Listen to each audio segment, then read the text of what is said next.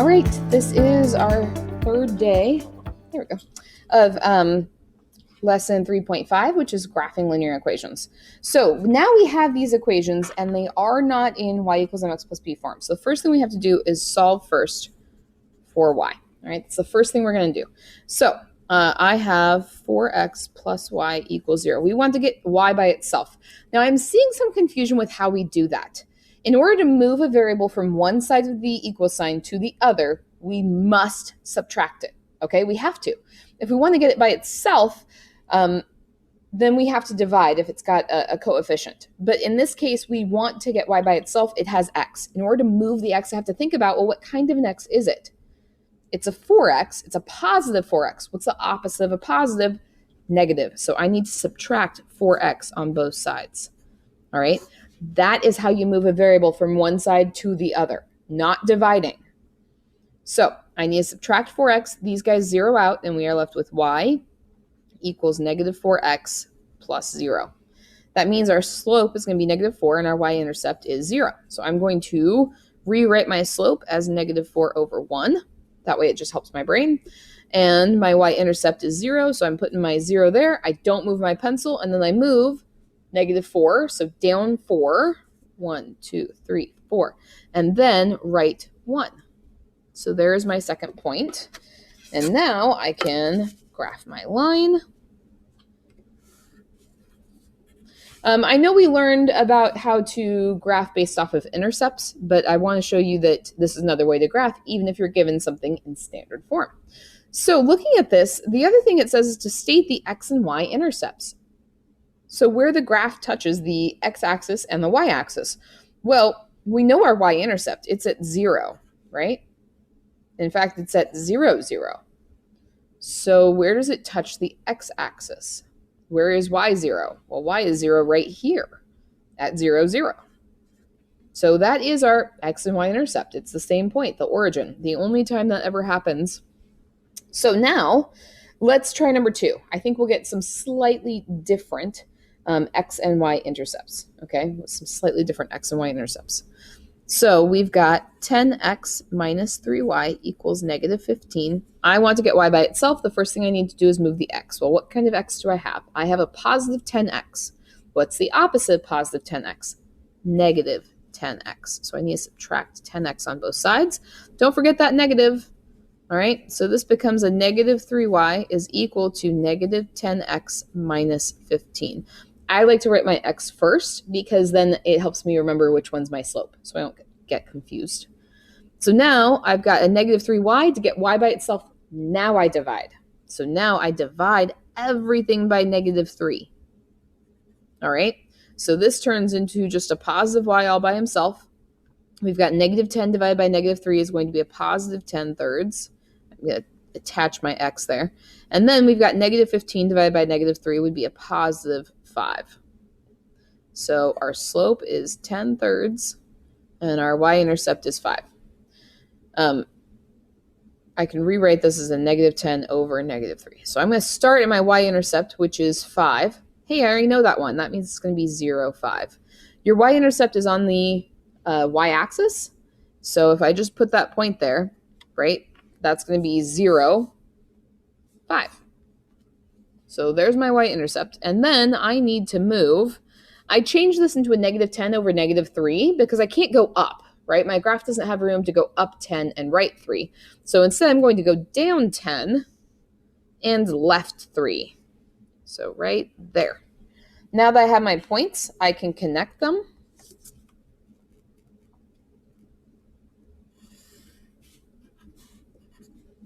And if I look at my graph, where does the line touch the x-axis? Well, here's my x-axis, and it looks like it touches between negative 1 and negative 2. In fact, I would call that at negative 1. So the y is 0 for the x-intercept. And it's right about there, right? That's my x-intercept. And then this is my y-intercept. So hopefully you can see those.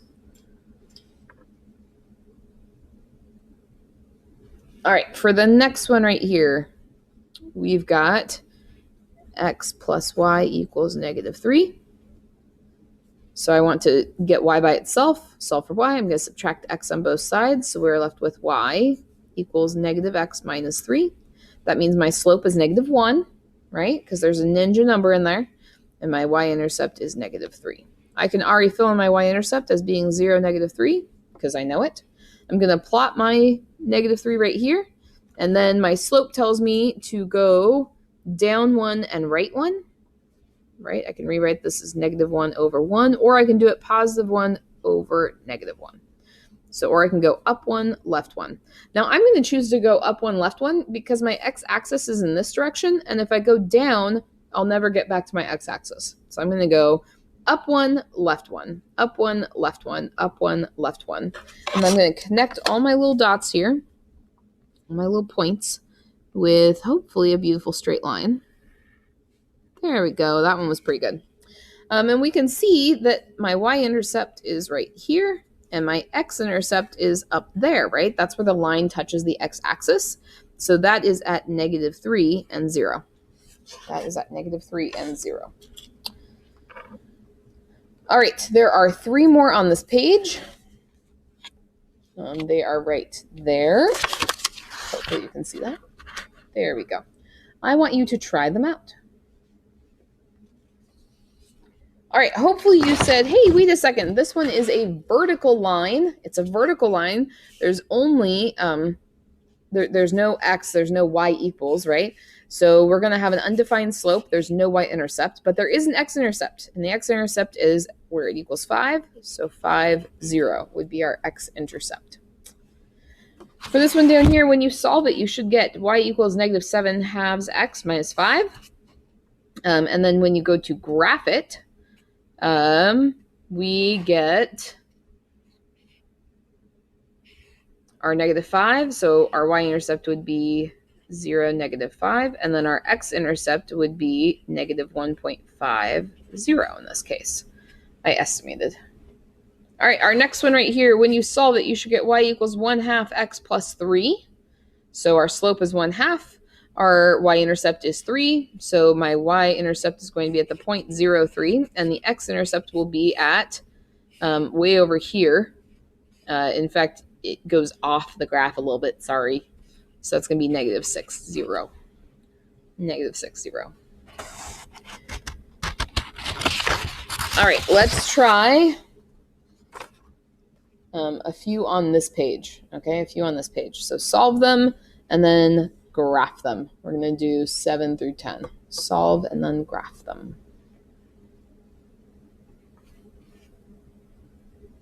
And now, find your intercepts. All right, for our first one here, when you solve it, you should get y equals negative x. That means our y-intercept is at 0, so your y-intercept is the point 0, 0. And then you're going down 1, right 1, down 1, right 1. So you get an x-intercept that is also 0, 0. Only time that's true. For number 8 here, you should get a y equals negative 9x plus 4. So your slope is negative 9, which means you're moving down 9 and to the right 1. Don't just tell me over, okay? It's right 1, right 1. And then our y-intercept is 4. So we're starting at 4, we're going down 9 and right 1. So our y-intercept is at 0, 4, and our x-intercept looks like it's at about 1/2 and 0. For number 9 here, it is a horizontal line, so the slope is, and our y-intercept is 5. There is no x-intercept, right? So our y-intercept should be at 0, 5. And then for number 10 here, when you solve it, you should get y equals negative 1/4 x minus 3. We are moving down 1 and right 4, and we're starting at negative 3. So our y-intercept is 0, negative 3, which is right here. I'm going down 1 and right 4. Or I can go up 1 and left 4, up 1, left 4. This one is really hard to find because you have to keep going and our graph isn't quite big enough. So if you go up 1 and left another 4, you would get negative 9 and 0. All right, there are 2 more. I want to give you the answers for them just so you have them. They are in the notes, of course, but FYI, they are right there.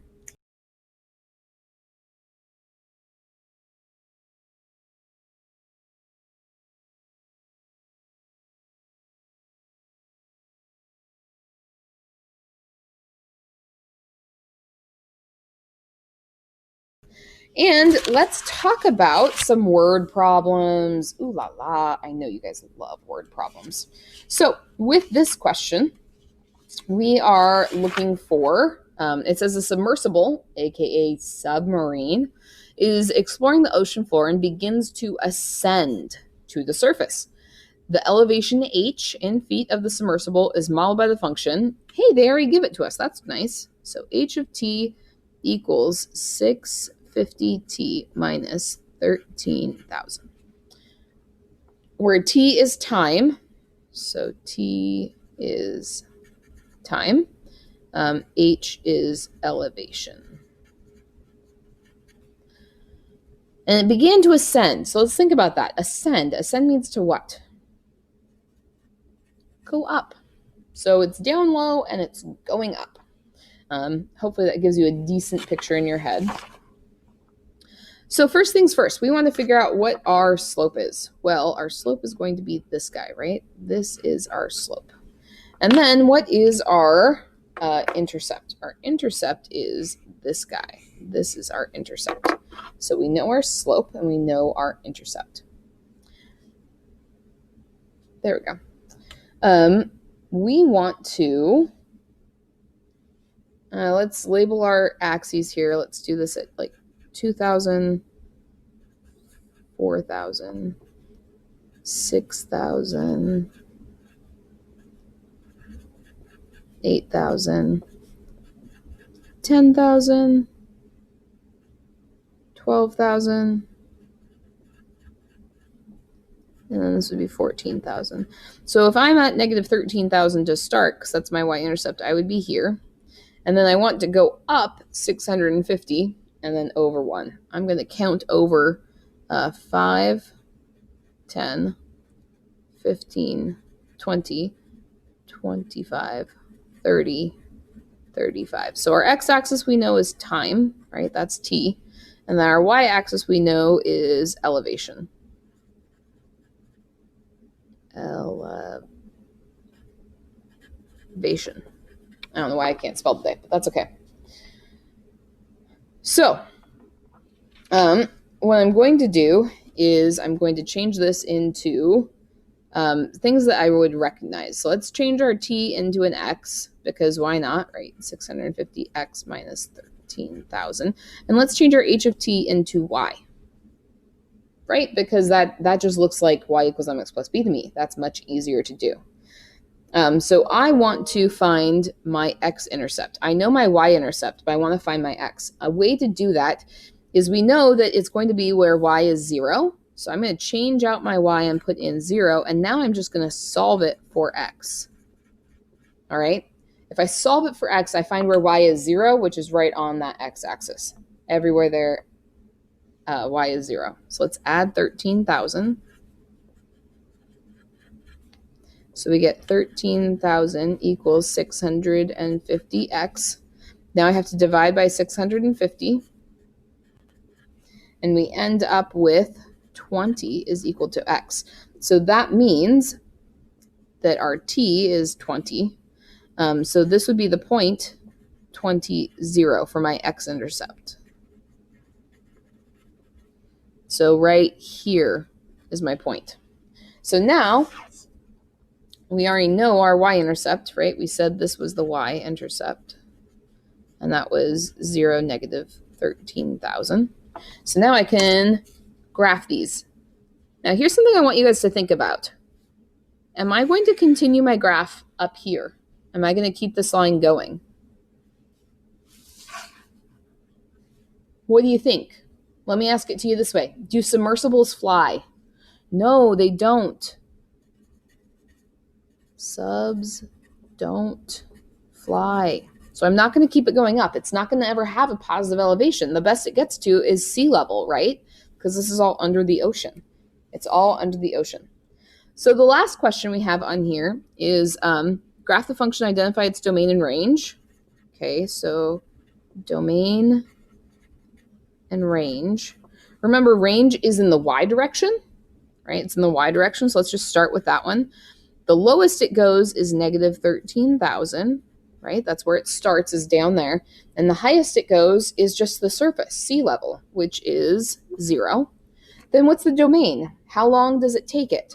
Well, it starts at a time of 0, right?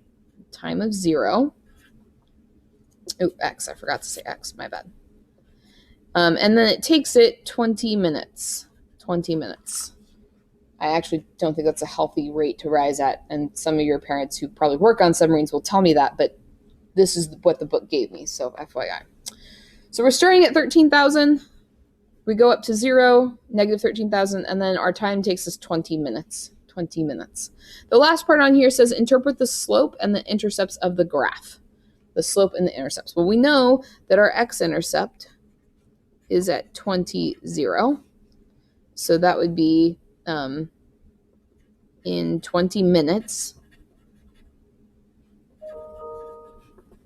it is at 0 elevation.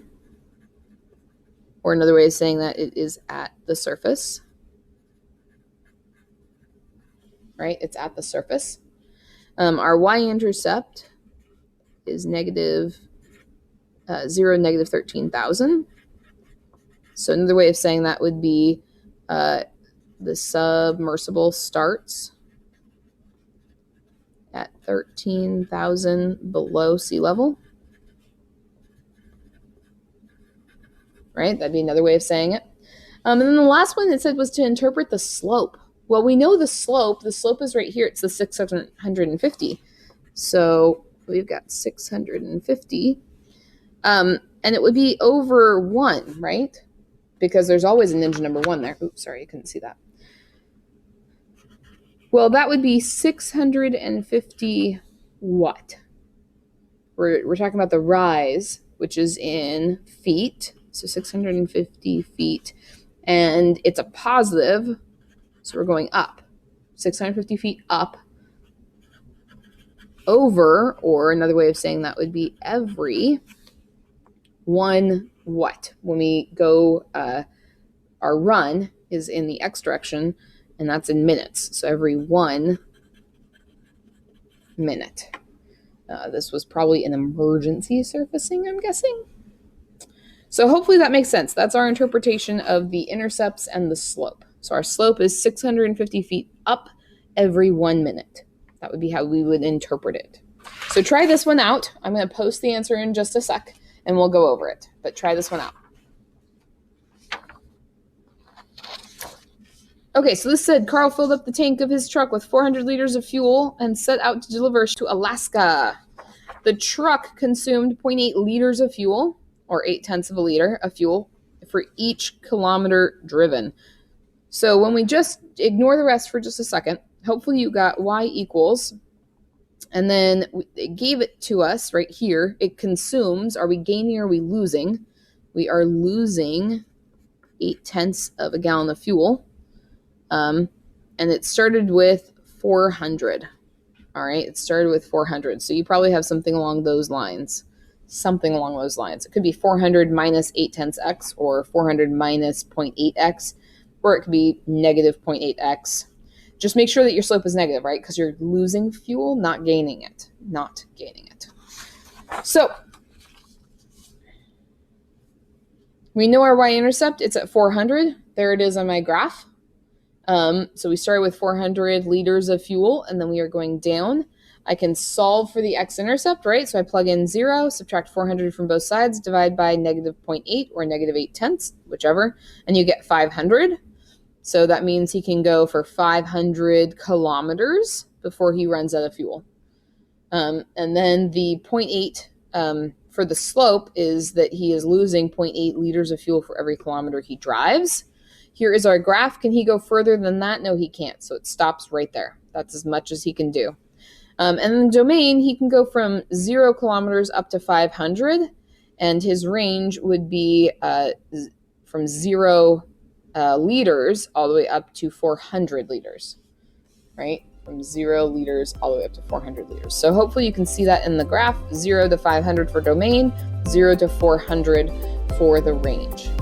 If you have questions on this, feel free to email me.